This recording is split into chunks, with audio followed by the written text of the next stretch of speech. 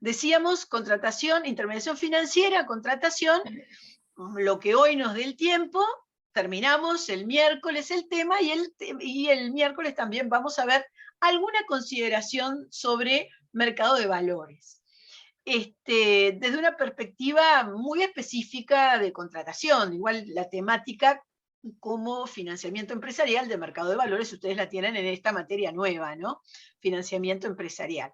De modo que, sobre todo, va a ser como para redondear estos temas de análisis de mercado de intermediación. Muy bien, comenzamos con intermediación. Vamos a hacer el share screen con los conceptos que quiero presentar al día de hoy. Arrancamos por intermediación financiera y contratación bancaria. Bueno, muy bien. El régimen normativo en materia de intermediación financiera lo tenemos,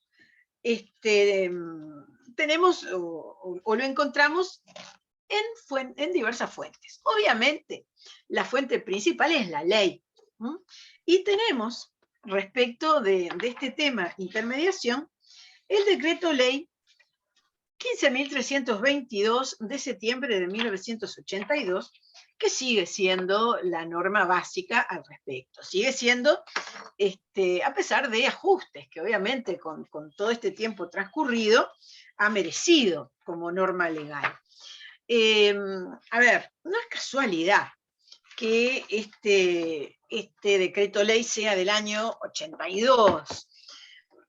Ustedes, si no sé qué dan en economía o si dan algo de historia económica y algo así, pero en el 80, en el 82, fue una etapa de crisis, una crisis bancaria, ¿no? Y usualmente en todas partes, cuando hay una crisis bancaria, hay una norma legal a posteriori que o reacciona contra contra esos problemas, encaminando algún punto de corrección a corto plazo, mediano plazo, o directamente renueva, reforma el sistema, ¿no? En este caso, la de los 80 del siglo XX fue una ley que renovó, actualizó el sistema, algo que ya se venía analizando desde tiempo antes a este escenario complicado que tuvo lugar, porque en definitiva había que organizar, además de solucionar ese desfasaje económico. En Uruguay, más o menos en los últimos tiempos, se suele decir que cada 20 años hay una crisis y hay que sacar una ley. Miren, en el 2002 hubo una crisis también, y lo que se hizo fue ajustar distintos temas de la parte de intermediación, de la parte de cheques. Van a ver que en la ley esta, cuando la vean en su texto vigente y las notas respecto de cuándo se modificó, lo que se ha modificado, van a ver que varios artículos dicen modificado por ley del 2002, ¿no? No es casualidad. Estamos en el 21, entrando al 22, ya tuvimos la pandemia, ¿no? Como crisis, yo creo que otra más, no sé de dónde nos puede pasar, esperemos que no nos pase. Yo creo que la de estos 20 años ya la tuvimos con estos temas globales, ¿no? Pero para atrás también, en los 60, en los 40, en los 20, todos estos momentos hubo, casualmente, y hubo una ley que de alguna forma ajustó algo y procuró solucionar algo.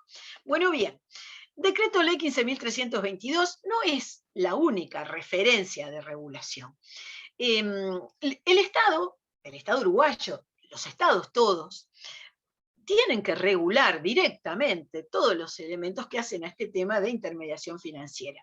Entonces, el ente estatal de regulación, que son los bancos centrales, es el Banco Central Europeo a nivel de la Unión Europea, la Fed, ¿no? La entidad que cumple la función del Banco Central en la Federación de Estados Unidos de América, es decir, a todo nivel, esta entidad regula, analiza, porque controla, porque está día a día controlando lo que sucede, y hay una normativa que es fuente de regulación de la intermediación financiera, que es lo que se suele llamar el derecho bancocentralista.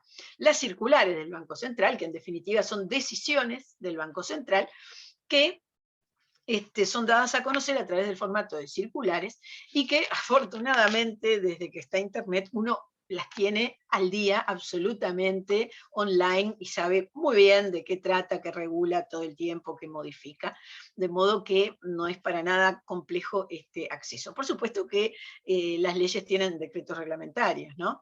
Pero la gran fuente acá de la norma, más allá de la ley, está en toda esta recopilación y puesta al día a día de la actividad que hace, en nuestro caso el Banco Central del Uruguay, en nuestro país, bueno, los bancos centrales cuya competencia corresponda al caso concreto. Y vamos a comenzar analizando como primer concepto el concepto de intermediación financiera. El concepto de intermediación financiera en el Uruguay se encuentra consagrado en el artículo 1, inciso 2 del decreto ley 15.322. El inciso 1 del artículo 1 hace referencia a que toda persona que realice actividad de intervención financiera queda sujeta a la ley, reglamentos, normas generales, es decir, esta descripción de las fuentes normativas. Y el concepto de intermediación financiera es el siguiente. Dice que se considerará intermediación financiera a la realización habitual y profesional de operaciones de mediación e intermediación entre la oferta y la demanda de títulos, valores, dinero o metales preciosos. Son 4 puntos muy concretos que, en definitiva, lo que determinan es la sujeción de las personas que realizan esta actividad a la normativa específica. Veamos punto a punto.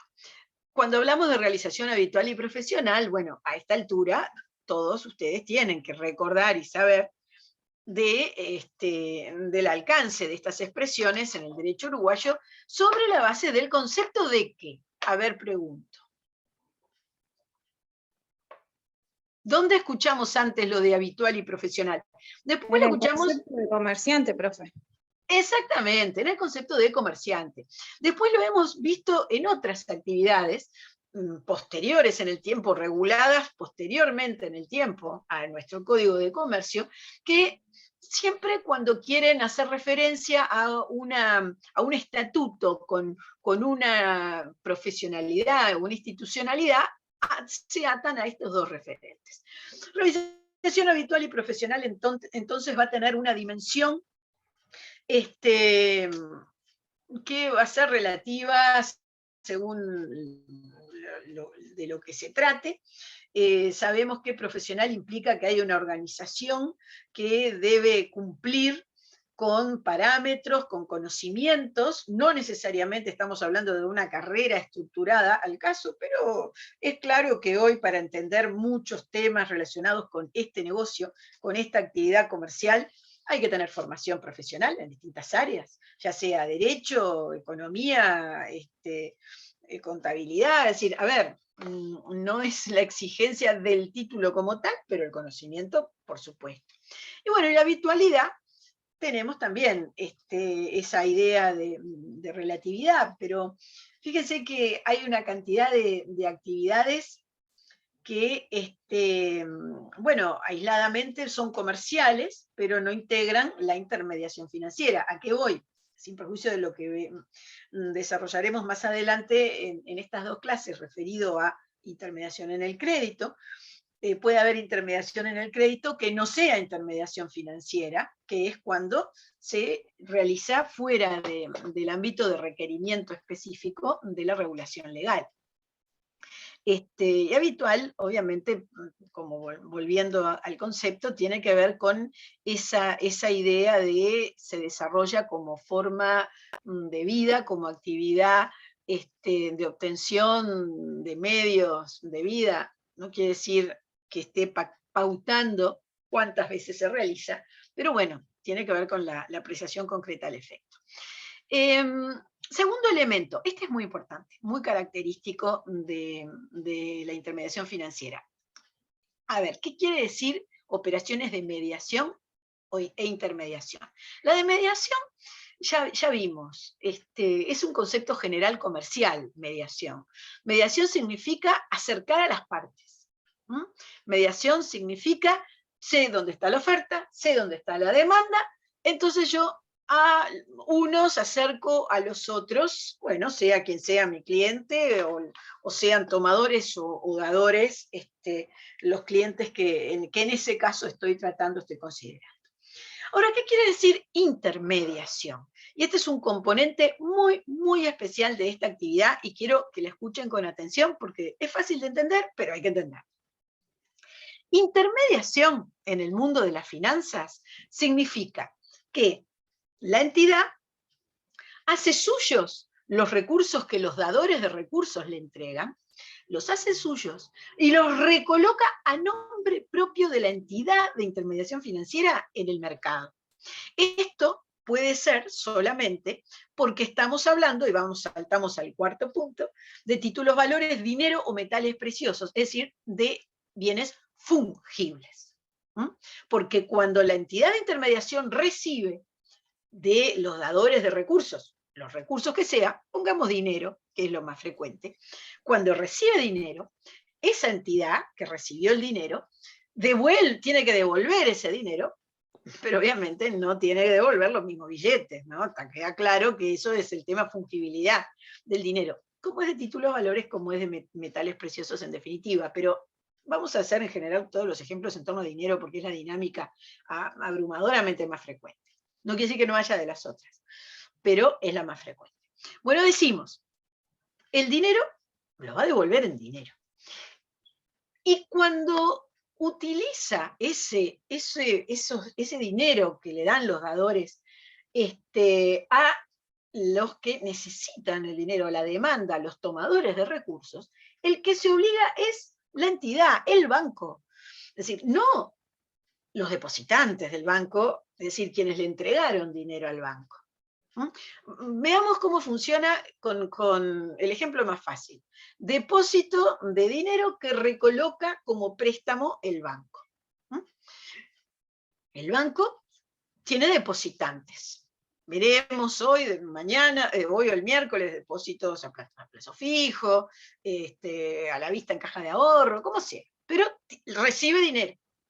Se obliga a restituir por un cierto interés, una cierta tasa de interés. Bien. Como es el banco, después vamos a también profundizar este concepto, pero como es el banco, el que es el deudor acá se llama una tasa pasiva. La tasa del depósito tiene un cierto valor.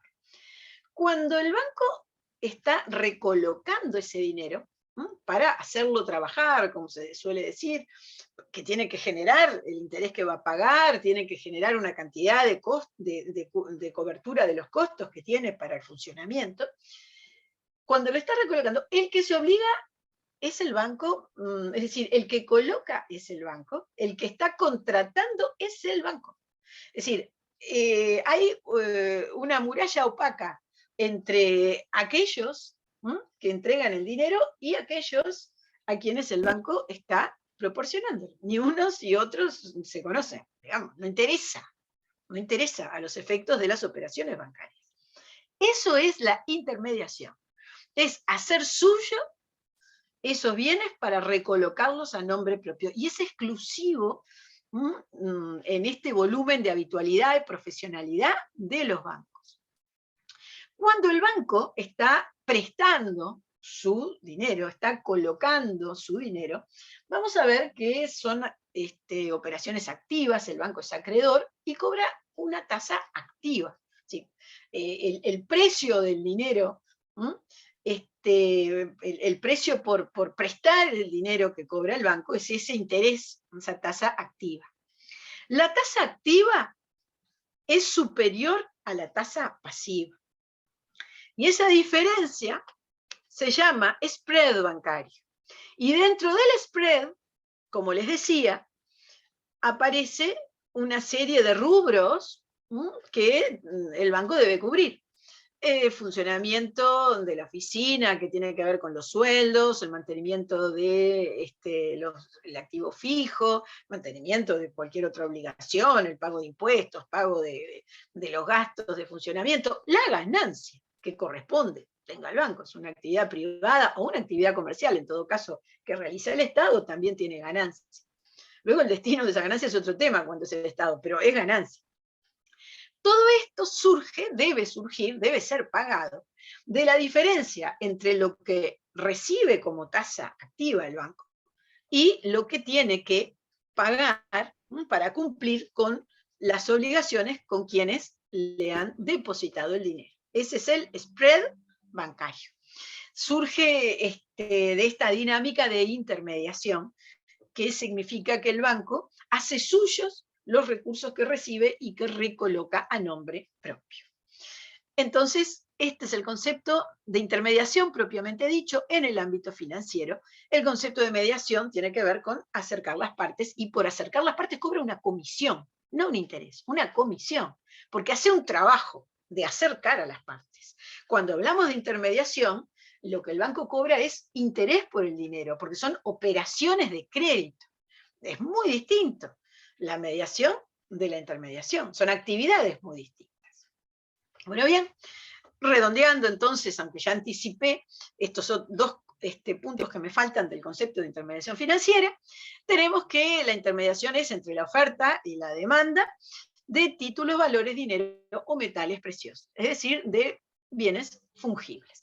Metales preciosos están determinados en un decreto del año 68, no tengo presente si lo han cambiado o actualizado, que en realidad solamente dice el 68, de este decreto del 68 solamente establece características del metal para ser considerado precioso y para poder intervenir en algún tipo de operativa de intermediación, que la verdad no desconozco el volumen, si se realiza es en un volumen muy bajo, es decir, no es algo que opere en nuestra plaza. En otras plazas del mundo tiene otro alcance, estamos hablando de otro tipo de perfiles, y obviamente además son esas otras plazas las que fijan el precio internacional y demás en metales preciosos. Bueno, no es nuestro caso ni por la lógica de la ubicación geopolítica, ¿no?, de nuestro país, vamos, del rincón del mundo. Bueno, bien, ¿qué entidades realizan intermediación financiera? Realizan intermediación financiera determinadas entidades cuya actividad y cuya competencia y facultades están legisladas expresamente, y que además define muy concretamente el Banco Central. Es decir, están legisladas en normas diversas que han venido determinando su agregación, pero ustedes los pueden encontrar perfectamente definidas y aclaradas en lo que es la norma del Banco Central. Ahora voy a explicarlas y luego vamos a ver un poco la información online que tiene al respecto la web del Banco Central.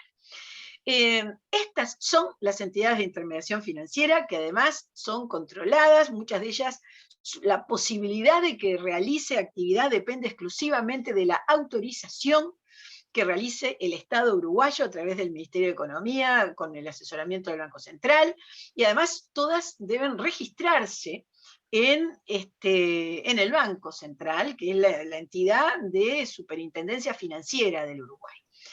Bueno, en primer lugar tenemos los bancos o bancos cooperativos.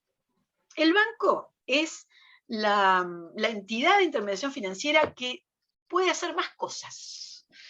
Es decir, la que tiene mayores facultades en el sistema nacional uruguayo. El banco, para poder instalarse en Uruguay, solamente lo puede hacer si tiene autorización expresa, como les decía, del propio sistema. Tiene una serie de obligaciones que cumplir, operaciones operativas, de encaje, es muy complejo. Y lo que me importa muchísimo que tengan presente cuando hablamos de bancos es el artículo 17 bis del decreto ley 15.322 que se introdujo en el año 92 y que en definitiva termina su normativa de redondearse en el año 2002. El 17 bis dice que solo los bancos y las cooperativas de intermediación financiera, y los bancos cooperativos, obviamente, en este concepto, podrán, y esto es lo especial, que solo estos son las únicas entidades de intermediación que pueden realizar esto. Y fíjense qué importante, ¿y saben por qué se limita así? Porque son las que tienen los máximos controles del Banco Central. Así que los que le voy a leer es algo muy sensible para la economía. Por eso tienen esa exclusividad. Y esto, les recuerdo, como otras cosas, no es una exclusividad del derecho uruguayo, el derecho bancario comparado tiene esta pauta. Recibir depósitos en cuenta corriente bancaria y autorizar que se gire contra ellos mediante cheques. Los cheques solamente recogen la operativa para bancos cooperativos. B, recibir depósitos a la vista. Recibir depósitos a la vista, es tener el dinero y gestionarlo por contratos de cuenta corriente, que ahora vamos a ver de qué se trata, es solo para los bancos. Recibir de residentes depósitos a plazo. En el mundo de la actividad bancaria está el concepto residente y no residente, el que vive en Uruguay, el que no vive en Uruguay. Los residentes son los más cuidados en el sentido de la intermediación financiera. ¿Por qué? Bueno, porque implica el cometido de controlar la economía, de entender lo que sucede, y medir y tomar las decisiones de la economía que tiene cada país, ¿no? Respecto de lo cual es soberano cada país. Entonces, recibir depósitos a plazo, depósitos que quedan en el banco y que el banco va a devolver cuando venza ese plazo, que es algo que implica tener mucha confianza en ese banco y que por lo tanto el Estado, entre sus facultades, cuando digo el Estado en esta materia hablo del Banco Central, a tales efectos controla, analiza banco a banco su situación cada día. Bueno, cuando se trata de depósito a plazo de residentes, que es lo que tiene mayor efecto a nivel de la economía, bueno, que solo lo tengan las entidades que son más controladas por la entidad nacional Banco Central. Y el D, bueno, habla que las cooperativas podrán asociarse con instituciones de similar naturaleza del Mercosur, según la reglamentación del Banco Central. Eso se tuvo que agregar por un tema propio de las cooperativas. ¿Se acuerdan que vimos que las cooperativas, la federación y la unión de cooperativas a niveles internacionales, nacionales, regionales, nacionales e internacionales son algo propio del sistema? Entonces, para que estuviera habilitado a nivel de cooperativas de intermediación financiera, hacía falta una ley. En definitiva, esta es la explicación en este caso. Y redondeando, el artículo 17 bis, dice, el Banco Central del Uruguay podrá restringir las operaciones que los bancos y las cooperativas pueden realizar en forma exclusiva mediante el establecimiento de distintos tipos de habilitación. Así que sin perjuicio de la posibilidad, la dimensión y el alcance, las puede restringir el Banco Central. Bueno, eso está así, reitero, en todas partes, y es de la lógica de procurar evitar daños, y bueno, todos estos problemas que ustedes habrán por lo menos escuchado alguna vez, que tienen que ver con las corridas bancarias, las inconsistencias en temas de cambios y todo eso, que pueden generar en cascada problemas tremendos, ¿no?, en las distintas sociedades. Bueno, bien, entonces, bancos o bancos cooperativos tienen, y las cooperativas, en algunos casos, tienen estas especialidades para que solamente pueden realizar, y están en el artículo 17 bis.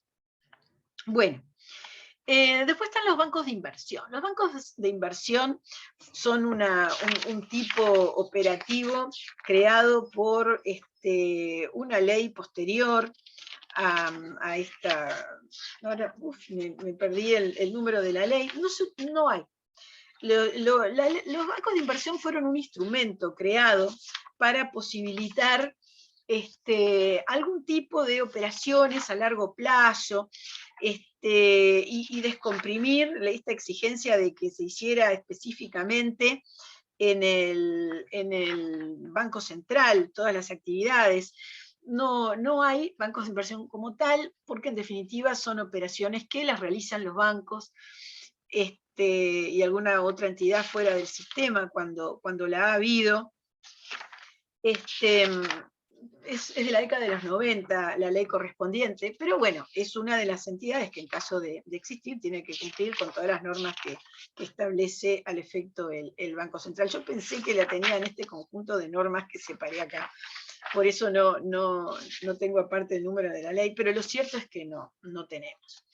Y que lo importante son los artículos 2 y 3 que establecen qué pueden hacer los bancos de inversión, y son este perfil de operaciones, títulos o crédito a mediano o largo plazo. Las casas financieras.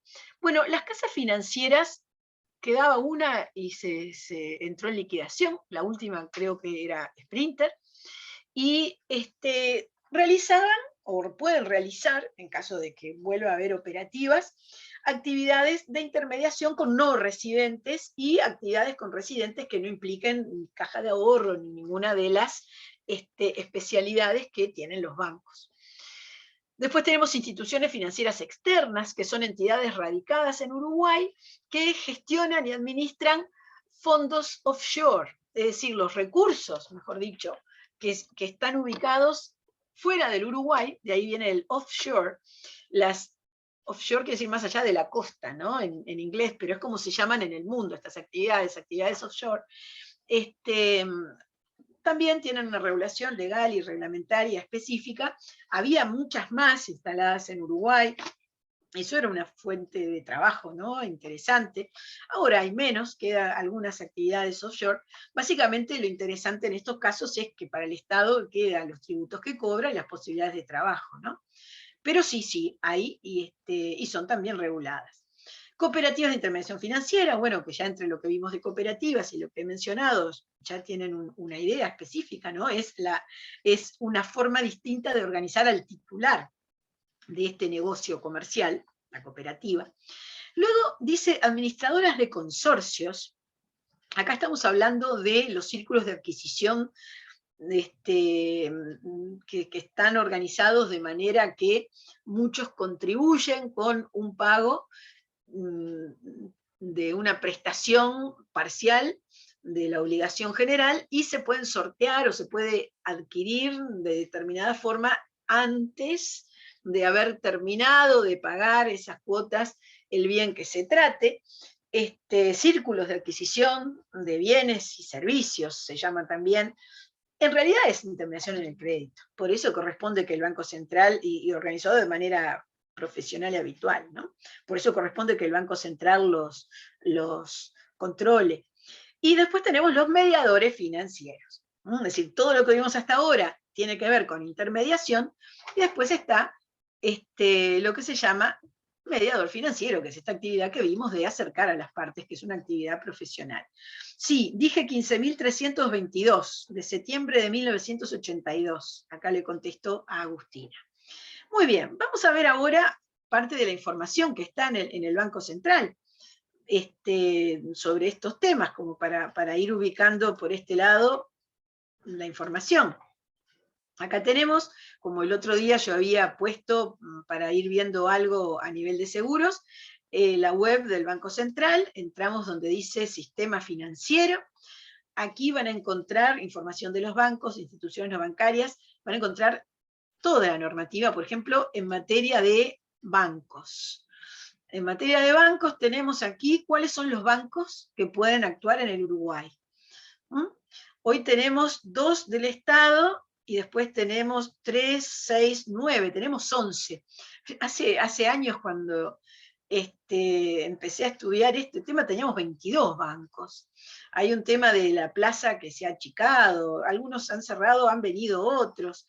Bueno, de cada banco uno encuentra la información que debe ser transparente y que se establece que debe ser transparente, no solo el domicilio. Por ejemplo, el Bank Heritage, por poner uno que no es tan popular hacia el consumidor, tiene que estar, bueno, la página web, quién es el auditor externo, Luego, ¿quiénes son los accionistas? Fíjense que esta es una sociedad de Guernsey, que es una sociedad, Guernsey son un territorio que queda por ahí, por el Caribe, ¿no? ¿Qué productos coloca? Vieron que son muy especiales. ¿Quién es el personal superior? ¿No? Es decir, los nombres, si tiene sucursales en Uruguay, qué actividades desarrolla, emisores de qué, corredores de qué, puede ser que hoy ya no esté circulando aquello que comunicó que iba a ser emisor en el 99. Bueno, acá no tiene fondos. Y fíjese esto, qué interesante, la calificación de riesgo, según la calificación local y la calificación internacional. Esta es una información para el consumidor muy importante, ¿no?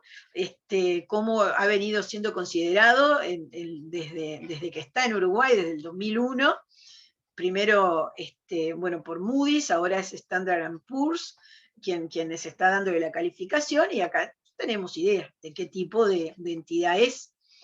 B, B+, BB-, ups, bueno, pero en Uruguay es un A-, mejoró de BB+ a A-, ¿no? En fin, y acá obviamente está la información, ¿no? Correspondiente a por qué es así. Bueno, está medio demorando, no me interesa tanto verlo, sino que vean que ustedes pueden llegar a la información que se trata.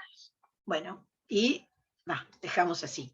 Y pueden ver de cada caso de los bancos la información que sea. Es decir, se entra a sistema financiero, bancos, está esta información, y esperen que en bancos hay mucha más información. Yo puse esta por análisis. Está la normativa, ¿no? De todo, leyes, decretos, ordenamiento anterior, es decir, cada cosa de los bancos está acá, y está compilada y actualizada, y es un requerimiento fundamental desde la perspectiva de todo lo que es transparencia en el mercado. Por eso los bancos centrales del mundo publican este tipo de información.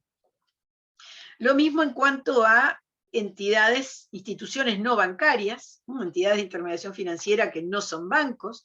Acá van a ver las definiciones de cada una, quién es quién. A ver, casas financieras, si es tal cual lo que yo decía. No, queda provincia, miren ustedes, casa financiera está provincia. Provincia acá es casa financiera, pero provincia en realidad, que yo sepa, ¿no?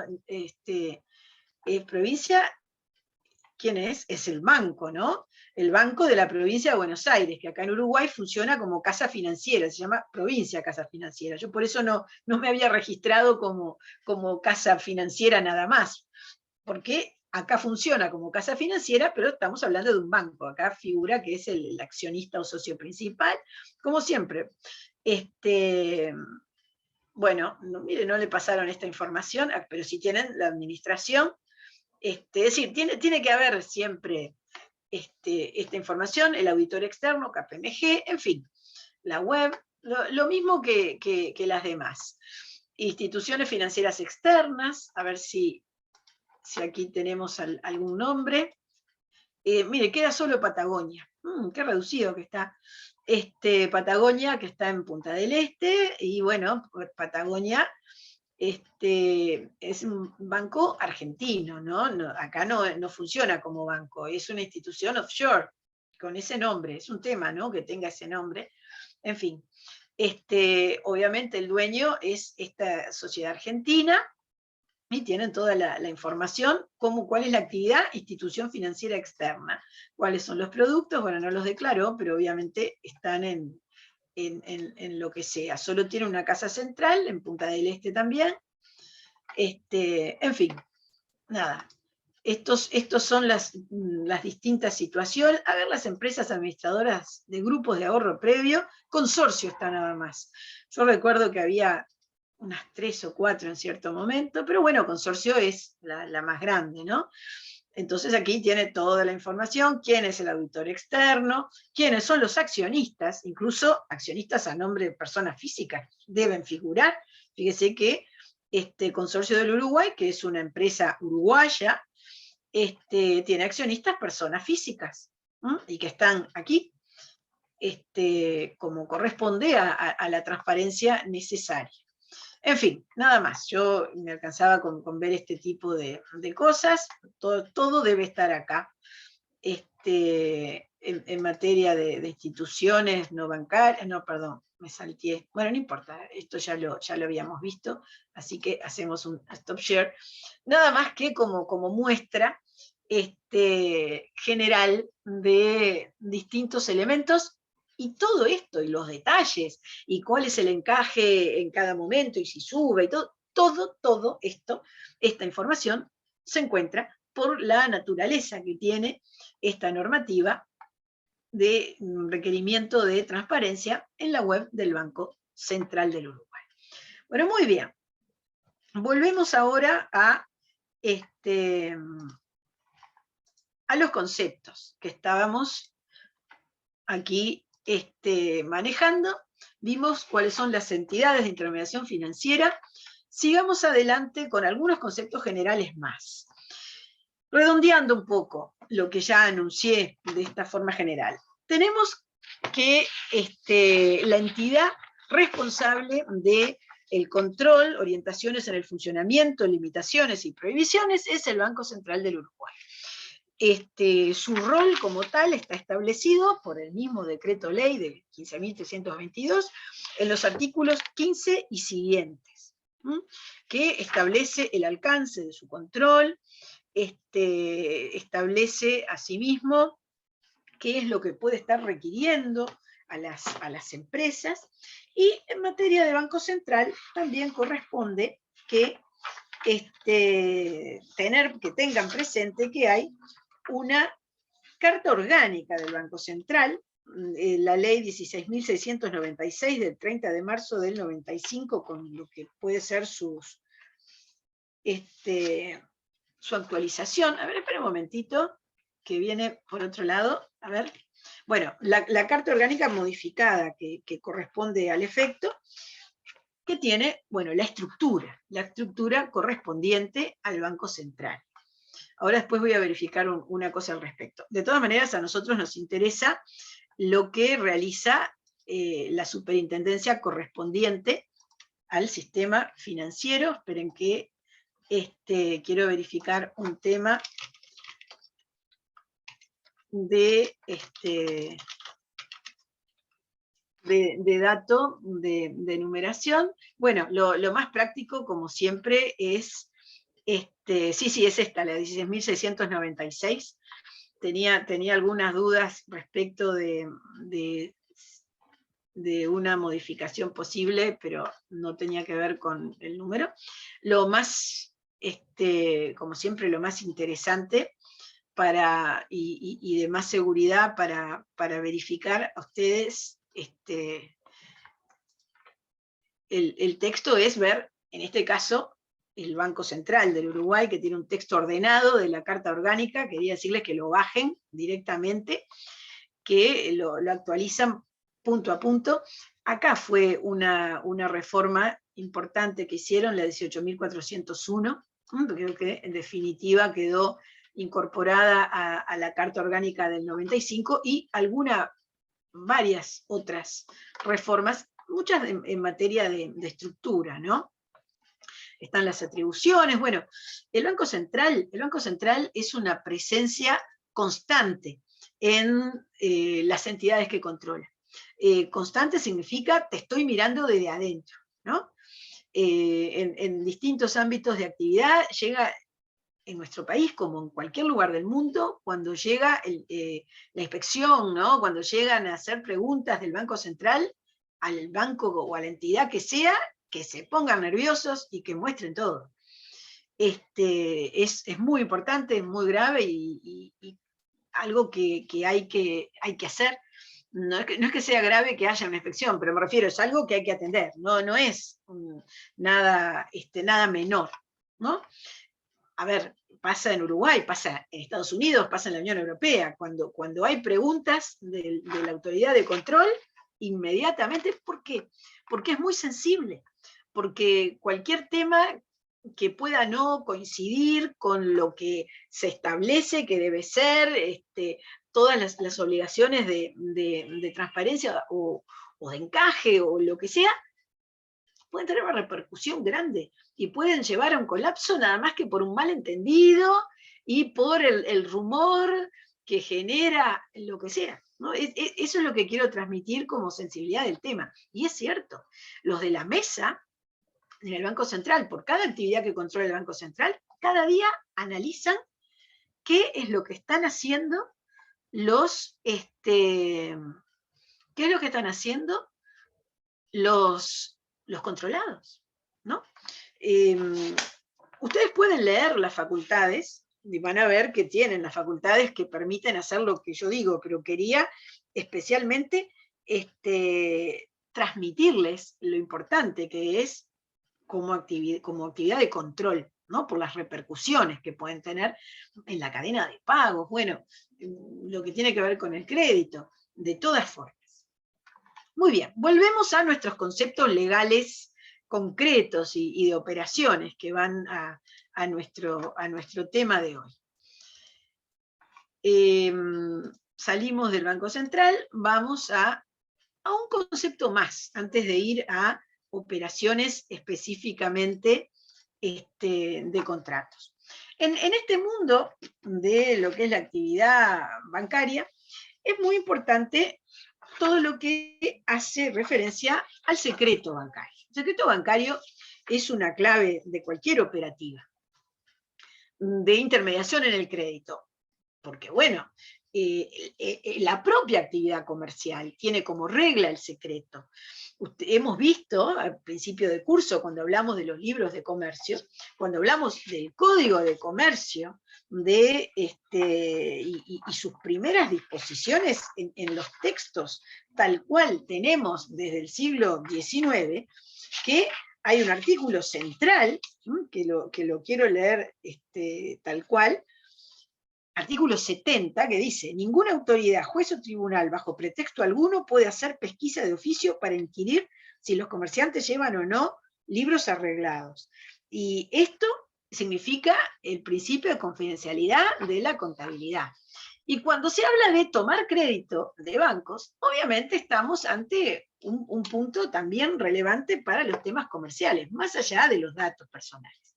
Bien, una cosa es esta, y otra cosa es: se puede tener dinero sin conocer el paradero y sin saber de qué se trata en los bancos de un país.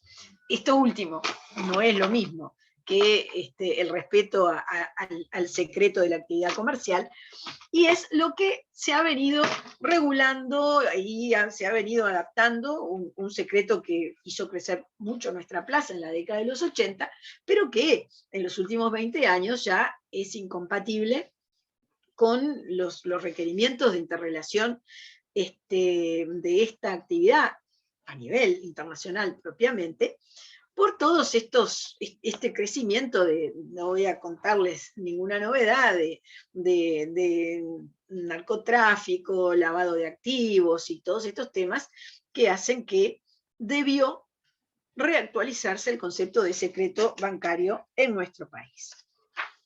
Entonces, igual es un secreto bien organizado, el secreto bancario en el Uruguay, ¿implica qué? Implica que hay cierta información que las empresas de intermediación financiera no pueden facilitar. El texto madre es exactamente el mismo, dice: no podrán facilitar noticia alguna sobre, ¿no? ¿Sobre qué? Sobre fondos y valores que tengan en cuenta corriente, depósitos o cualquier otro concepto de personas físicas o jurídicas, es decir, de los depositantes. El principio es que las empresas de intermediación financiera no pueden dar noticia alguna. Y a nivel contractual, esto incluye informaciones confidenciales. Pero obviamente lo que hay, por lógica, y esto es aquello sobre lo cual se ha profundizado como normativa con posterioridad al año 82, lo que se ha profundizado tiene que ver con las excepciones. Y siempre hubo estas tres excepciones: autorización expresa y por escrito del interesado, por supuesto; Resolución fundada de la justicia penal, es fundada la resolución. A veces los jueces mandan relevamiento del secreto bancario y no dicen ni por qué, ni si lo autorizó la persona, ni cuál es el fundamento. Un juez que no sea de derecho penal o derecho de familia por una obligación alimentaria no puede imponer un relevamiento del secreto bancario y tampoco lo puede imponer un juez sin fundamentar la resolución. Pero la cosa es que sí, en estos escenarios, algo muy lógico, no opera este secreto bancario. Y esto en definitiva, por estas razones que van desde el pequeño comerciante hasta los datos personales de una persona, equilibrando otros intereses, que también es lógico que sean atendidos. Bueno, esto es en definitiva el núcleo de este tema, ¿no? Secreto bancario, relevamiento del secreto en las situaciones que específicamente se establecen. Los bancos se cuidan mucho cuando les requieren información, y corresponde, porque cuando una autoridad, perdón, cuando una entidad operadora del sistema incumple con la ley, tiene sanciones. Es decir, no es solamente lo que le pueda reclamar el interesado en caso de que infrinja la obligación del secreto bancario y lo comunique, sino también las que el propio sistema de control de la actividad financiera, de intermediación financiera, le puede imponer. De modo que todo esto lleva a que termine, bueno, siendo muy celosos, terminen siendo muy celosos al respecto. Autorización, como decía, expresa y por escrito, resolución fundada de la justicia penal, resolución fundada de la justicia competente en caso de una obligación alimentaria. Bien, este es otro concepto que es muy importante, sobre todo para la práctica, y como característica del sistema. Ahora vamos a pasar a analizar operaciones bancarias, es decir, contratos. A ver, antes de venir a las operaciones activas, una pregunta general, ¿alguna duda, algo que quieran comentar? ¿Nada? ¿Nada por aquí, nada por allá? Como dicen los magos. Bueno, bien. Seguimos entonces con la parte que hace propiamente referencia a la contratación. Pero bien, en nuestro país en particular no hay mucha regulación legal de las operaciones de banco. Hay algunas clásicas, básicas, de tiempo atrás, y estas otras dos en las cuales participando un banco tiene un rol muy definido como operación activa, que es la tarjeta de crédito y leasing, por eso lo hemos seleccionado para mencionar acá. Pero, a ver si lo tengo aquí, sí, antes de entrar a las operaciones propiamente, quiero establecer la definición. ¿Qué son las operaciones activas? ¿Cuáles son las pasivas? ¿Cuáles son las neutras? Bueno, la clasificación de activa y pasiva, que es la central, alude al rol que tiene la entidad bancaria, el banco, en el contrato que se trate, que es un contrato de intermediación en el crédito. A ver, el banco como actividad característica, eso lo vimos desde el artículo 7, numeral 2 del Código de Comercio, como actividad característica tiene la intermediación en el crédito, ¿no? Crédito significa creer, confiar en que se va a cumplir con la obligación de restituir, en estos casos, una suma de dinero. Entonces el banco, justamente, ya acabamos de definir hace unos minutos, está en el medio, entre los que tienen los recursos y quienes los necesitan, entre la oferta y la demanda.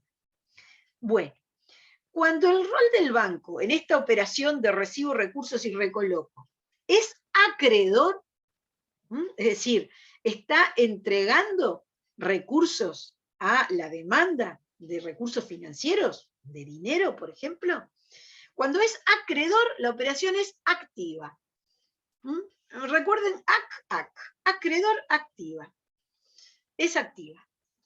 Cuando el banco es deudor, decir, cuando el banco recibió esos fondos que en el volumen de su actividad está recolocando, y va a ser deudor porque los tiene que restituir, porque en eso consiste la dinámica de la intermediación. Cuando los tiene que restituir, es deudor, son pasivas las operaciones. Acreedor activa, deudor pasiva. Este es el cuadro. Hay operaciones activas, operaciones pasivas. Las operaciones activas tienen más alto la tasa de interés. Sí, tenemos aquí una pregunta de Micaela. Dígame. Hola, buenas tardes. Algo que no me quedó claro. Entonces, cuando una persona va a la cuenta del banco y deposita plata, ahí el banco pasa a ser deudor. Sí. Ahora, ¿usted está hablando de deposita en qué? ¿En caja de ahorro? ¿O a la vista o deposita a plazo? No, como en una cuenta, digamos, como Bueno, por eso.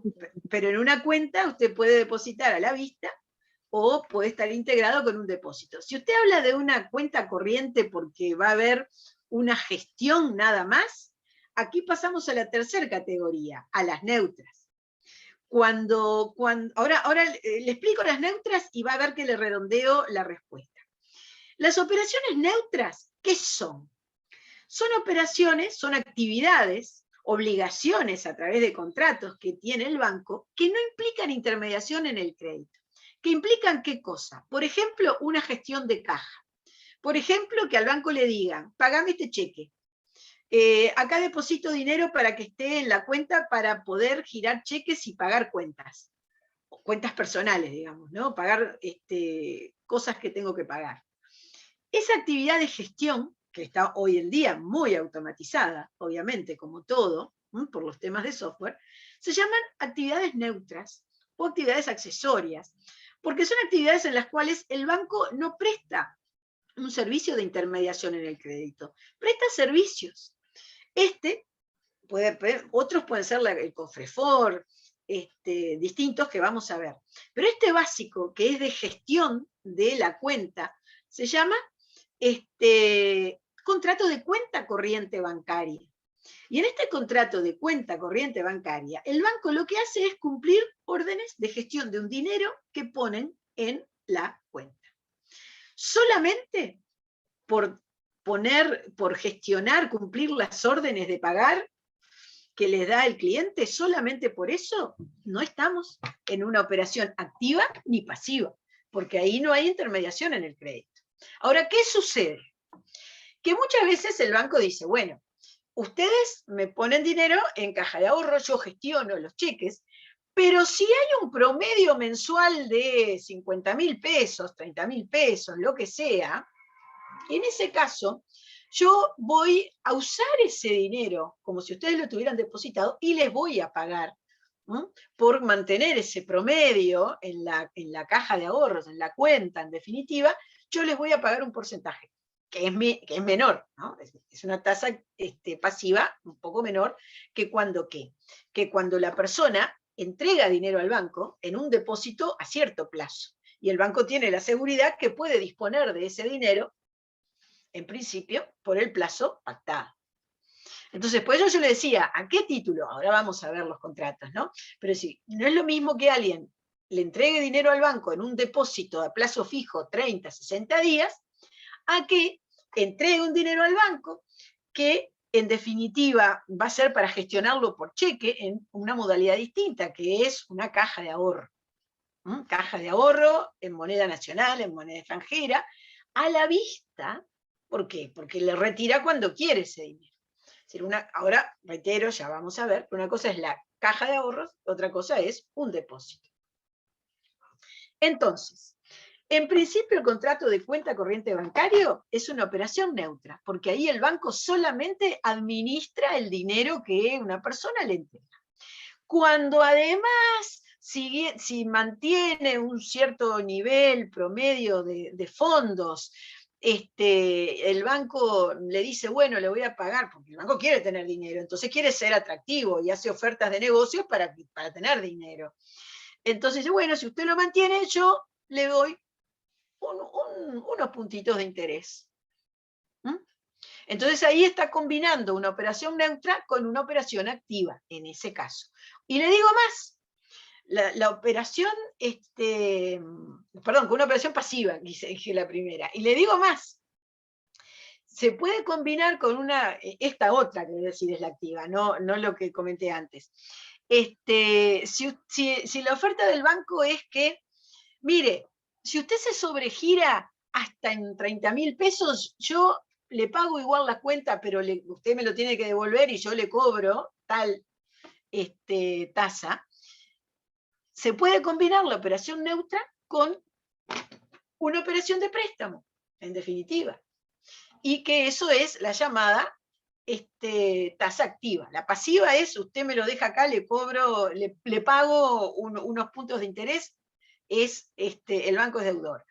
Cuando el banco le dice, yo admito que usted se sobregire hasta en determinada cantidad de dinero, el banco va a ser acreedor, bueno, pero tiene la ventaja de que no tiene que preocuparse tanto, por lo menos, en algún tipo de cobertura de pagos. Entonces, ¿a qué voy con esto? Sin perjuicio de que ahora voy a explicar con detalle, pero ya voy dejando el panorama.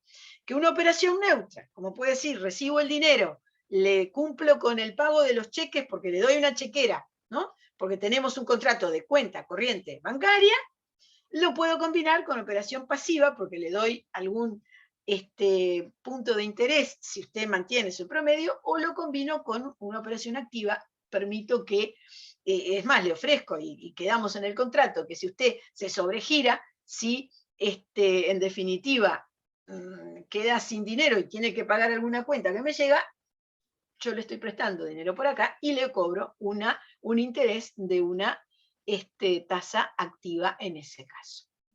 ¿Sí? Así que puede haber combinaciones. Pero ahora vamos a ver una por una entre hoy y lo que no nos dé el tiempo el miércoles para redondear bien estos conceptos. A ver, ¿qué operaciones activas básicas o principales tenemos? Bueno, préstamo, apertura de crédito, descuento, son las tres más clásicas. También hay crédito documentario o factoring, que son un poquito más complicadas, pero también están hace décadas y décadas existiendo. Comencemos por ver la más clásica de todas, que es el préstamo. ¿Qué significa el préstamo? El préstamo significa que el banco entrega una suma de dinero cierta y determinada. En el préstamo hay entrega. El prestatario puede usarla y está obligado a reembolsarla en el plazo estipulado. Obviamente va a pagar por un precio porque le entregaron ese dinero, y ese precio, digamos, en definitiva, es la tasa de interés activa. Una operación activa, tasa más alta, tasa de interés activa. Y destaco en el concepto de préstamo que fue entregado este dinero. Por ejemplo, pueden pactar las partes que la entrega significa depositarlo en la cuenta corriente, obviamente, ¿no? Es decir, el préstamo implica que le depositaron ese dinero, ¿no?, en la cuenta corriente. Este es el préstamo. ¿Y qué es la apertura de crédito? Bueno, una definición. Apertura de crédito es el contrato por el cual el banco se obliga, a cambio de una comisión, a poner a disposición de una persona determinada suma cierta de dinero o a realizar otras prestaciones por un cierto tiempo o tiempo indeterminado, sin que se obligue el cliente a usar ese crédito. ¿Qué quiere decir apertura de crédito? Quiere decir poner a disposición, disponibilidad. ¿Cuál es la diferencia entre el préstamo y la apertura de crédito? Que en el préstamo entregaron el dinero. La apertura de crédito es decirle, si usted quiere, puede retirar hasta esta cantidad de dinero. No la retiró, no la entregó el banco, no la retiró el cliente. El cliente sabe que puede disponer de ese crédito. Este es el famoso concepto de líneas de crédito. Cuando una persona tiene una línea de crédito, en forma muy coloquial, ¿qué quiere decir? Que tiene disponibilidad. Esa disponibilidad significa que hay un contrato ese es el nombre del contrato, apertura de crédito. Profe, ¿le puedo hacer una pregunta? por supuesto, adelante. ¿Puede ser eso lo que ofrece, por ejemplo, el Brow, que ofrece adelantos de sueldo de determinado importe, o sea, porcentaje del sueldo de lo que uno gana? Y Sí, está sí, como sí, en la cuenta, pero si uno dispone si lo utiliza o no. claro, sí, sí, sí. Los bancos tienen distintas formas comerciales de hacer llegar los negocios. Y es distinto al comerciante y al consumidor. Entonces, respecto al consumidor, calculan. En principio, ¿no? Porque después hay que ver la letra chica, ¿no? La letra chica que no es nada misterioso. Calculan, bueno, a ver, tenemos X cantidad, un perfil de un trabajador que gana una cierta cantidad, entonces yo le puedo retener del dinero que gana, cierta cantidad, la puede pagar, le ofrezco y lo digo.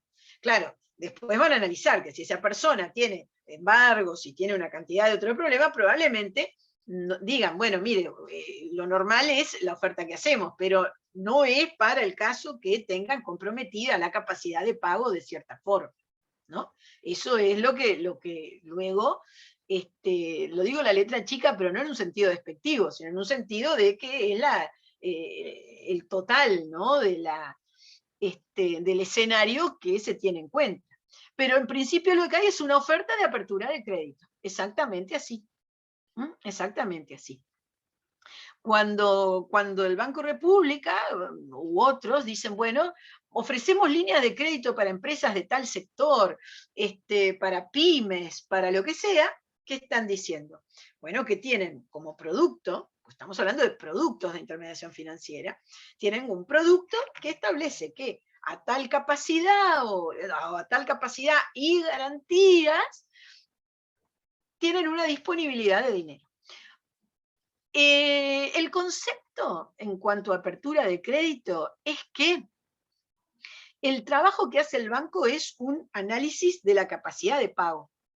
Entonces, para tener una apertura de crédito, yo no estoy pagando una comisión, perdón, no estoy pagando un interés, pago una comisión en todo caso, porque es el trabajo del banco de analizar. Claro que cuando se hace efectiva esa apertura de crédito y se convierte en préstamo, porque es entregado ese dinero que se comunica y dice, bueno, saco todo, o saco la mitad de lo que puedo tener de crédito, o saco lo que sea y por tanto tiempo, bueno, ahí van a cobrar una tasa de interés activo.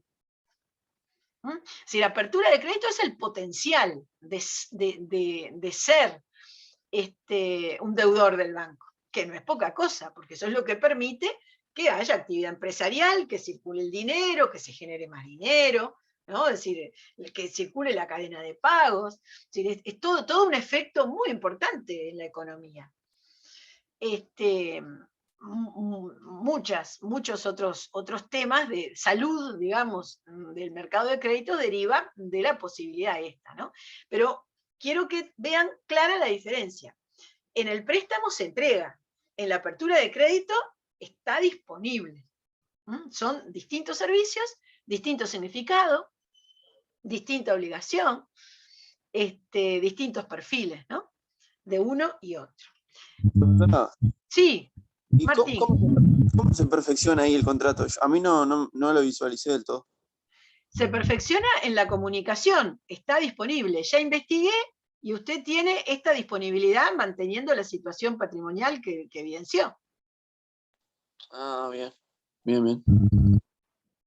Es decir, uno viene y dice, quiero contratar, el otro le dice, deme información, analiza y le dice, sí, tiene disponibilidad. Y ya está. Entonces hay más cosas que se reglamentan, ¿no? Le dice, bueno, usted comunica y en un plazo no mayor de X cantidad de tiempo tendrá disponible en su, tendrá entregado en su cuenta la suma correspondiente. Eso quiere decir que de esa forma se reglamenta que la apertura de crédito se convierta en préstamo.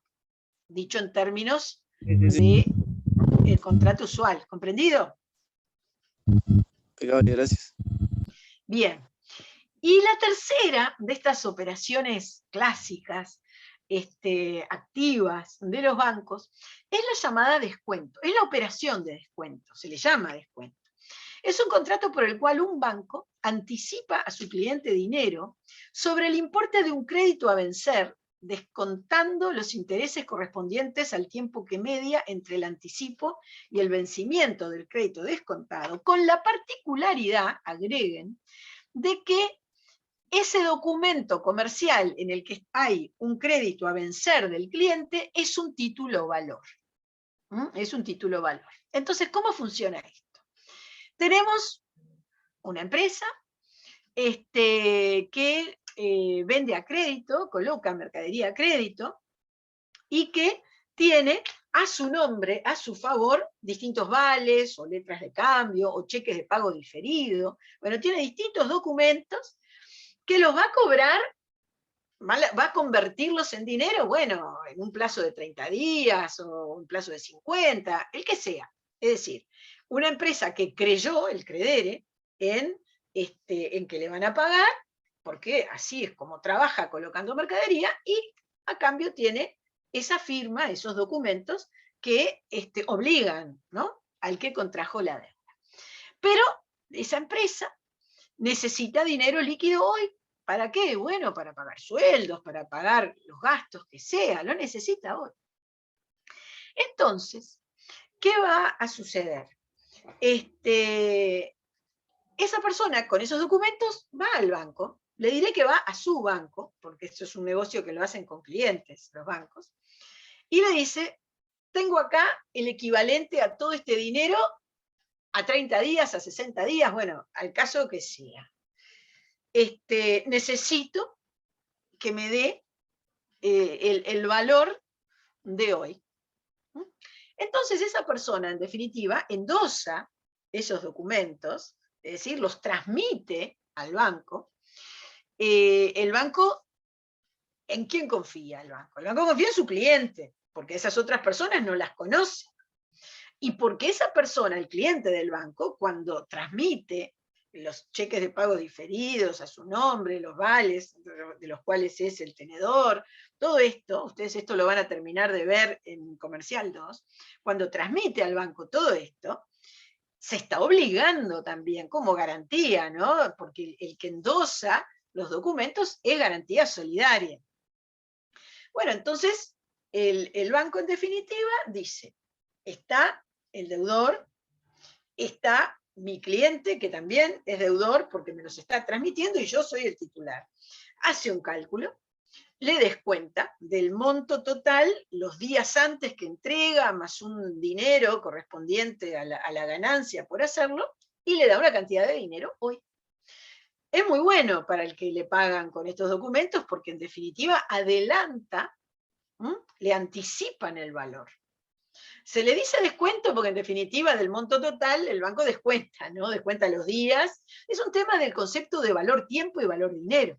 Otro de los temas que se estudian con más detalle en financiamiento empresarial, ¿no? El valor tiempo del dinero. Y bueno, de esta manera, el banco, ¿por qué va a ser acreedor? Bueno, porque adelantó dinero. ¿De quién es acreedor? De su cliente, directamente. Aunque si se encarga el banco de la ejecución o aquel tercero a quien el banco le encargue la ejecución, obviamente le va a estar cobrando al firmante, ¿no? Ahora, donde no se pueda cobrarle al firmante, va a tener de responsable a su cliente, porque él endosó y porque a él le entregó el dinero. ¿Comprendido? Y la tasa va a ser una tasa activa, porque en definitiva el banco en estas operaciones de descuento está entregando recursos que a él otras personas le entregaron. Está en esa fase de recolocación a nombre propio de los recursos tomados de dadores de recursos. También es muy importante el descuento como operación cuando no se hacen operaciones de descuento o cuando no es muy bueno la tasa que se paga, que tiene que ver con desestimularlo, es porque hay problemas de cobro, ¿no? Cuando está dura la posibilidad de cobrar deudas, cuando hay problemas económicos en cierto momento, bueno, no se hacen descuentos, ¿no? Es decir, el banco o tiene restringido esto, bueno, o el propio Banco Central es el que analiza mucho este tema de posibilidad. Y ya mismo explico ahora el redescuento, que es una operación pasiva, no activa. A ver, porque igual está relacionado. Supongamos que el banco realiza varias operaciones de descuento con clientes. Es un momento en que hay poca liquidez, se necesita liquidez, y bueno, y toman lo que les da el banco. Y en ese momento el banco aparece teniendo muchos vales a cobrar de clientes. Y el banco necesita liquidez. O se llega a cierto nivel. Entonces el banco a su vez puede obtener dinero a cambio. Es decir, puede, transfiriendo esos documentos, obtener dinero a cambio. En nuestro país, solamente los bancos pueden obtener dinero transmitiendo los títulos valores que sus clientes le dieron con el Banco Central del Uruguay. No puede redescontar de otra manera ningún banco. En el Uruguay, el negocio del redescuento solamente lo hacen los bancos con el Banco Central del Uruguay. ¿Por qué? Bueno, porque al Banco Central le interesa mucho controlar cuando hay necesidad de liquidez en los bancos. Entonces, una de las formas de tenerlo presente es que si necesitan, vayan al Banco Central, que no lo puedan hacer con otro, para tener controlado la información, por lo menos saber siempre que puede haber un escenario de estos. Bien. Dentro de las operaciones activas, obviamente, lo que más se realiza es el préstamo y la apertura de crédito, ¿no? Porque permite, bueno, una medida y una dinámica de la realidad de la circulación comercial al momento, descuentos también. No quiere decir que no se hagan algunas de estas actividades de descuento fuera del sistema del Banco Central, pero esos son otros riesgos, otros negocios, otro porcentaje, ¿no? Es otro tema. Pero formalmente los bancos realizan esta actividad, que es una operación activa con sus clientes. Y ahora vienen estas otras dos operaciones, alguna un poco más compleja que la otra.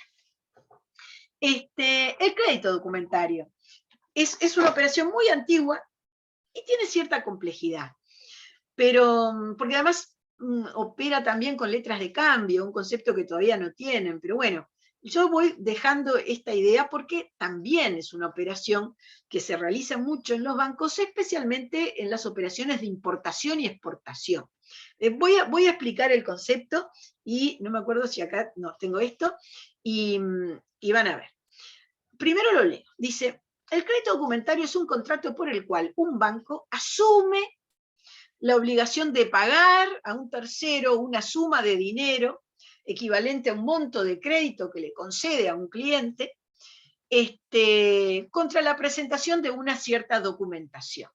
Este es el concepto general, pero les voy a explicar el escenario habitual de lo que se llama crédito documentario. El escenario habitual es, ejemplo, un señor uruguayo, un comerciante uruguayo, quiere comprar ciertos electrodomésticos de Brasil para vender acá, en Uruguay. Para realizar esta operación de compra, el uruguayo saca un crédito, su banco le da un crédito.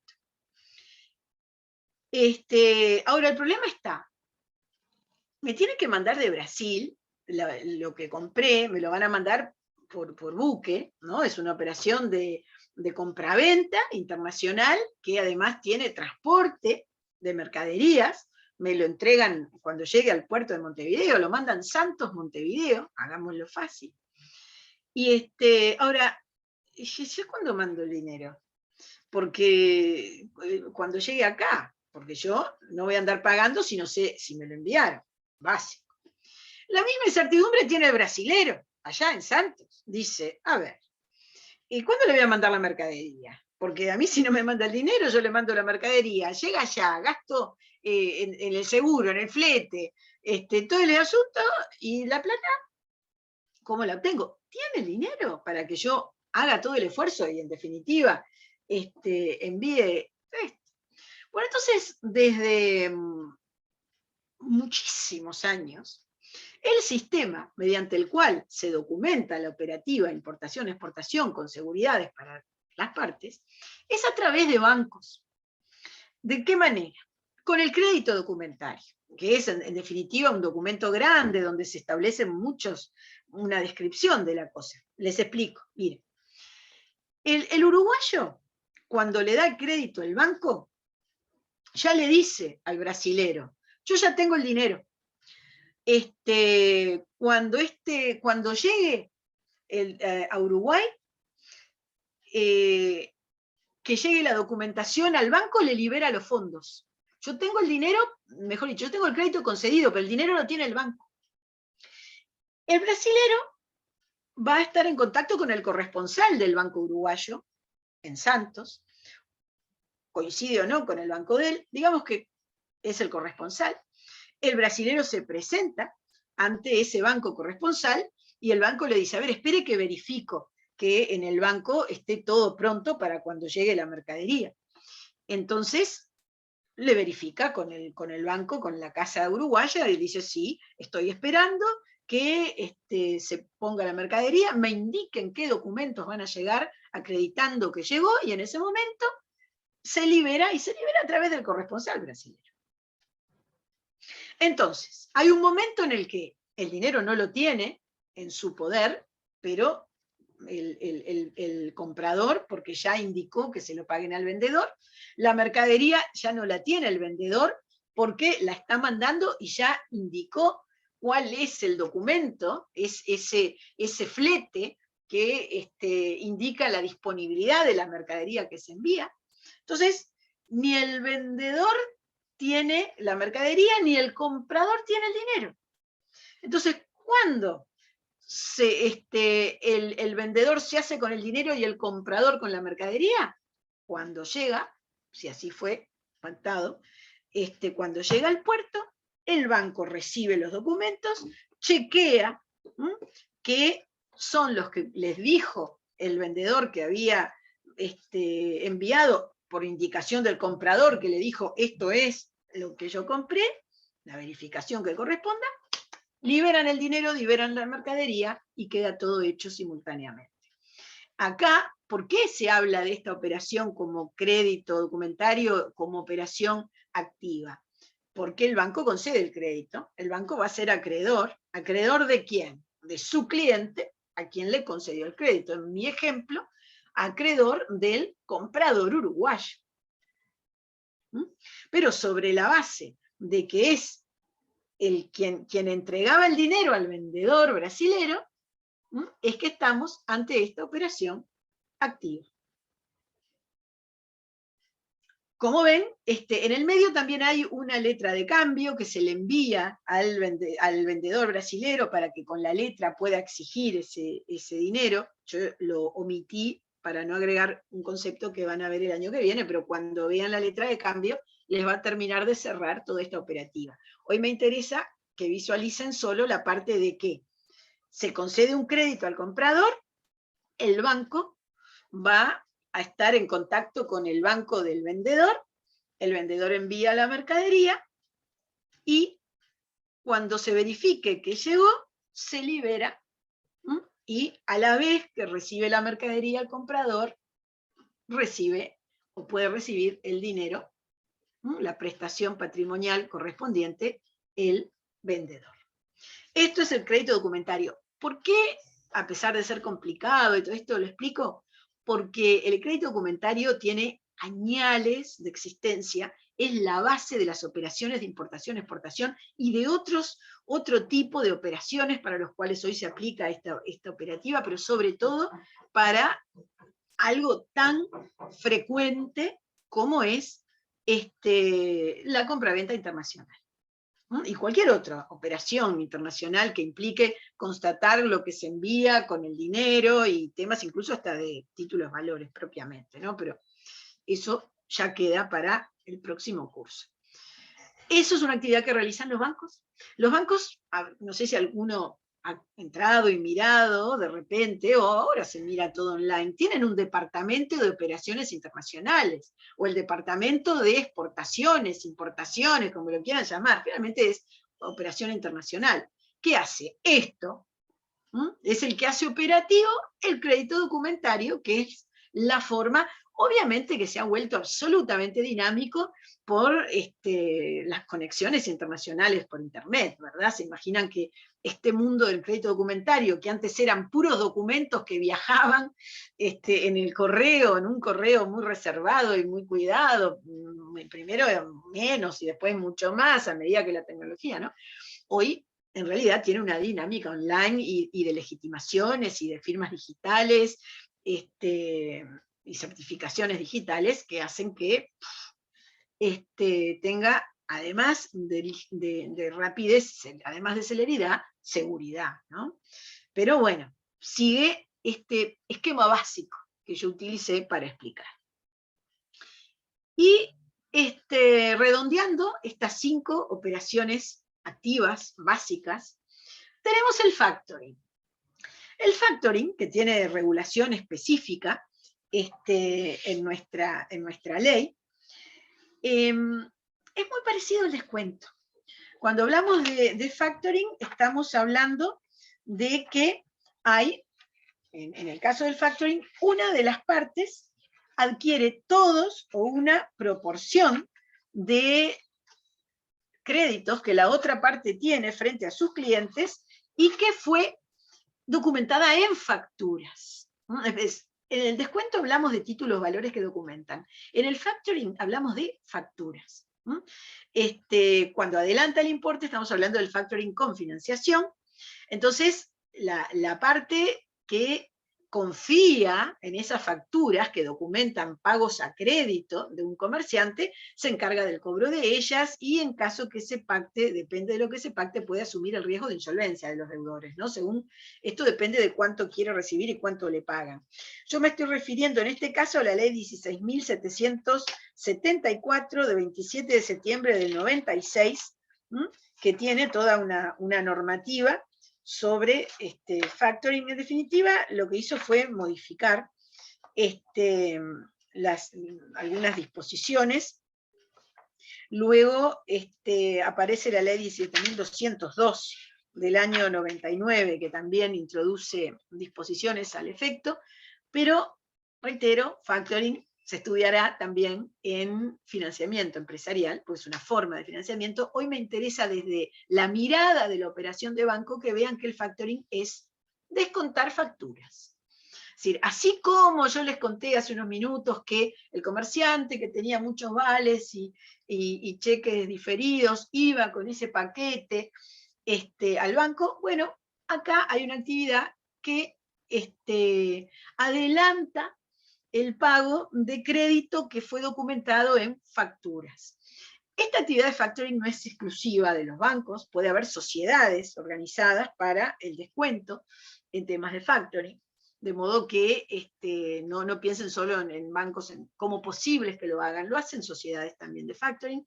Todo esto en definitiva es trabajo de abogados, se dan cuenta, ¿no? No por el contrato, no por la primera parte de cálculos que implica un trabajo más de comerciante, contador, si quieren. Acá luego hay que cobrar todo esto, entonces hay que documentar los recibos, hay que analizar los documentos desde el punto de vista legal, ¿no? Todo esto es trabajo de abogados. Es decir, hay sociedades de abogados que se dedican a cobros de todo, ¿no? Y muchos de estos cobros están relacionados con créditos documentados en factoring, en definitiva. Sí, muchos de ustedes van a estar profesionalmente, si no lo están ya, involucrados en este tipo de gestiones, ¿no? Es parte del trabajo profesional.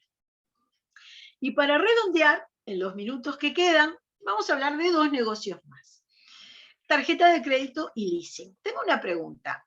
En contratos, ¿no ven tarjeta de crédito y leasing? Profe, yo lo hice con Mariana Barúa y leasing sí, pero tarjeta de crédito no. Está. Yo porque algunas veces No me sé, dicen que los capaz han que algún visto. docente sí, pero Sí, siempre hay algunos que sí, pero me interesa una mirada general. Si mirada general que no lo vean, no, lo doy igual. Y de leasing diré poca cosa, porque tengo idea que el leasing sí lo ven desde otra mirada, la mirada del tema de desplazamiento de riesgos del dominio. Me parece muy bien y que creo que es fundamental como característica, ¿no? Pero en definitiva, nosotros lo mencionamos y explicamos acá, porque aquí estamos hablando de roles de acreedor de la entidad bancaria. Bueno, ¿qué es la tarjeta de crédito? Tarjeta de crédito quiere decir varias cosas, porque tarjeta de crédito quiere decir la operativa, pero tarjeta de crédito también es la tarjeta, el plástico, ¿no? Que se entrega. La tarjeta de crédito es un negocio que supone la celebración de distintos tipos de contratos y relaciones jurídicas de diversa naturaleza. ¿Por qué? Porque en la tarjeta de crédito hay 3 niveles de contratación, se puede hacer como una pirámide o un trilátero. ¿Quiénes son las partes en este negocio de tarjeta de crédito? El emisor de la tarjeta, el comerciante adherido y el usuario de la tarjeta. Entonces, tiene que haber un contrato entre el emisor de la tarjeta y el usuario, ¿no? Es decir, acá definimos que yo presento la tarjeta y a mí me tienen que dar el bien o el servicio porque luego el pago lo hago con el emisor. Entre el emisor y el comerciante también tiene que haber un contrato, porque el emisor tiene que tener comerciantes que le acepten la tarjeta, ¿no? Para que pueda darse la operativa. Es decir, contrato emisor-comerciante, contrato emisor-adherente o usuario, y luego el tercer nivel de negocio acá es entre el usuario de la tarjeta y el comerciante adherido al sistema de la tarjeta, donde se va a realizar un contrato de compra-venta, de transporte, el que sea, el que tenga que ver con el producto o servicio que ese comerciante adherido ofrece al mercado y que ese usuario, que es el adherente a la tarjeta, necesita o quiere adquirir. Entonces, hay un contrato como comerciante para el sistema de tarjeta de crédito. Hay un contrato para el usuario que tiene el plástico, pongamos la idea de que lo tiene, con el emisor. Bueno, el usuario va y compra algo, pongamos compra-venta, y ahí se detona la operativa, porque el comerciante, primero verifica temas de la tarjeta, pero a su vez la pone operativa. Entonces con eso está notificando al emisor que hubo una operación, el usuario va a tener un cupón que le va a dar la extensión de la obligación patrimonial que tiene. Entonces el usuario le paga al emisor y el comerciante cobra del emisor. ¿Qué ventajas tiene? Bueno, clarísimo. El comerciante no tiene el riesgo crediticio, porque la tarjeta está obligada a pagarle, el emisor de la tarjeta está obligado a pagarle al comerciante. Va a cobrar un poco menos, porque todo aquel que tiene derivado un riesgo en otro tiene que pagarlo. El usuario, la ventaja que tiene es que ya sabe el crédito que tiene. Es decir, no depende de que el comerciante a quien él le quiera adquirir le conceda crédito. Ya sabe que tiene un crédito, porque se lo concede el emisor. Va a tener que pagar un poco más, porque ahí están los intereses que le cobra la tarjeta por conceder crédito.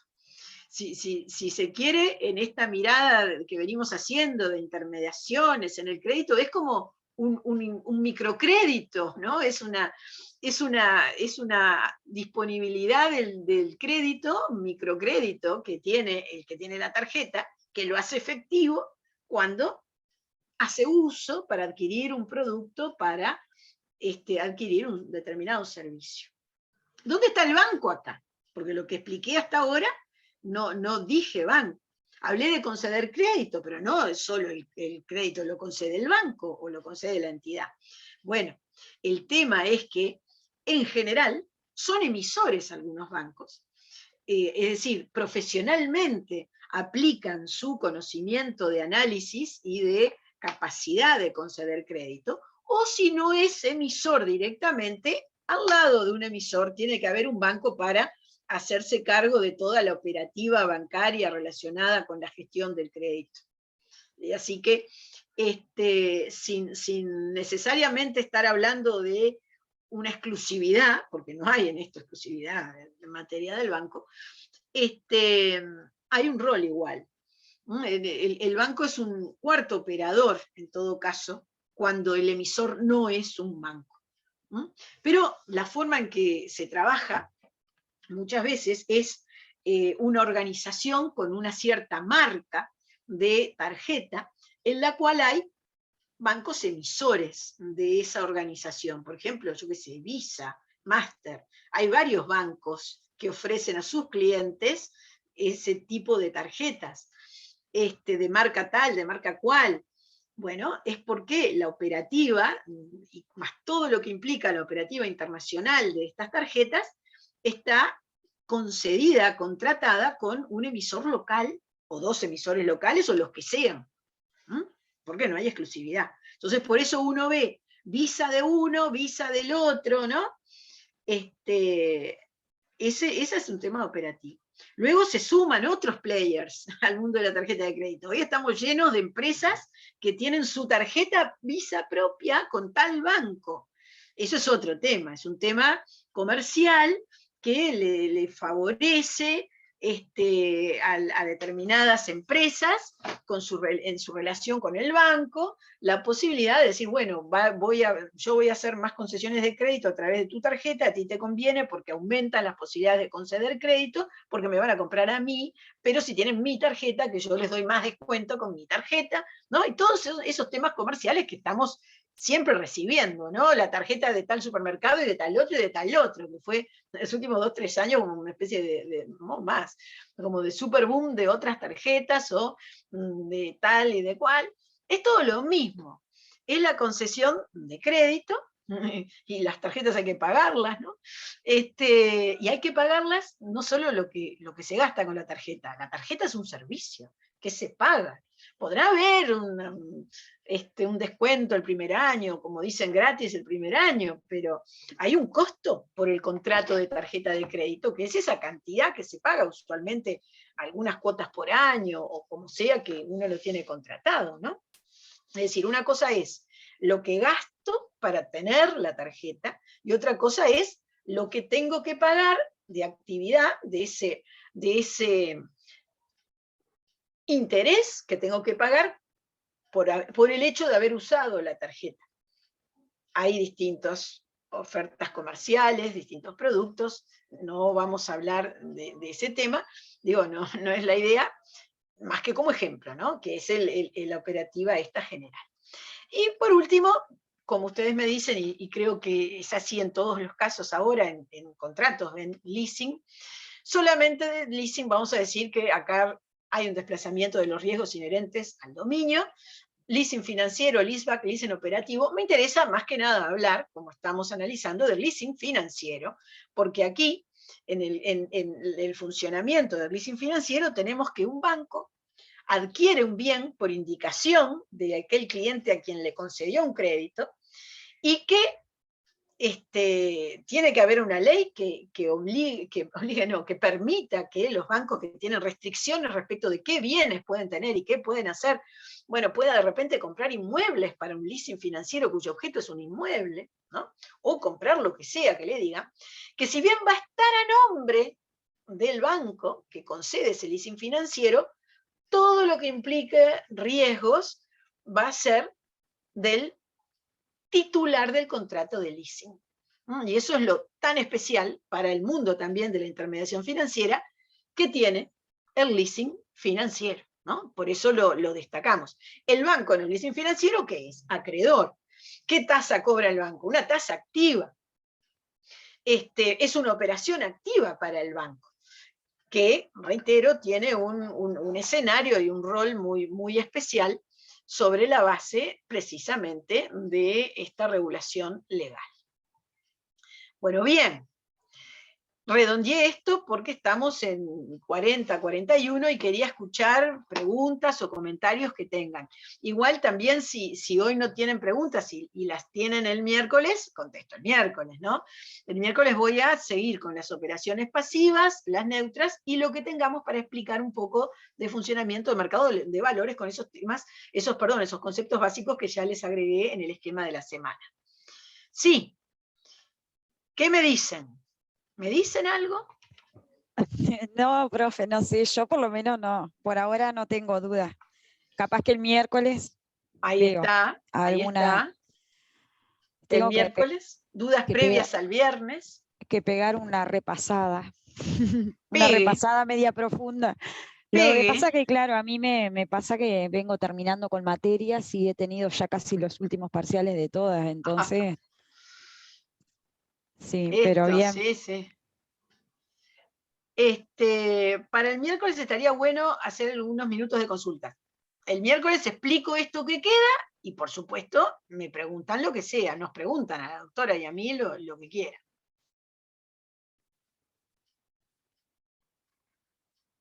Muy bien. Bueno, entonces si no hay más nada, dejamos por acá. Por mi Mañana parte, nos vemos. nos vemos mañana Para para el algunos. taller y el miércoles seguimos con esto, con este tema. Bueno, nos Bueno, vemos entonces. hasta Tarde el o Hasta temprano. miércoles. luego, que pasen bien. Chao. Chao, que pasen muy bien. Bueno, hacemos un end meeting. Chau, chau, chau.